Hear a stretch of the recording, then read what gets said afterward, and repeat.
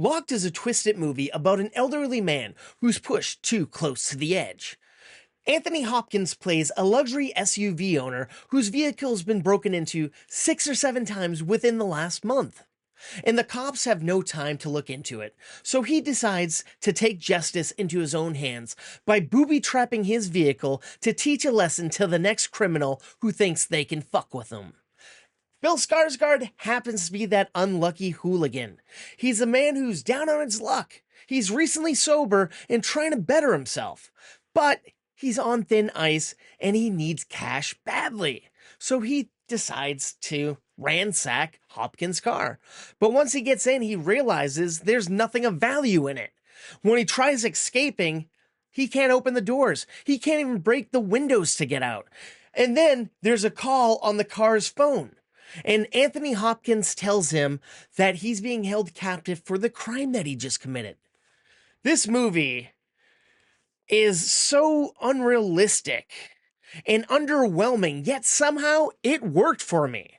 The cinematography uses various camera angles to make the movie look fun and interesting and not stale and stagnant. The tactical warfare that Hopkins' character uses is really unique and enjoyable. Most of the silly stuff that happens in the movie is justifiably explained, and somehow it makes sense. Yet, all you gotta do is turn your brain off and just have fun watching the movie. Bill Skarsgård plays a character who's underwritten and all over the place. But he's doing the best he can with the material that he got. Anthony Hopkins is pretty much just a voiceover most of the movie, but his character is fully fleshed out and feels more realistic than Skarsgård's character.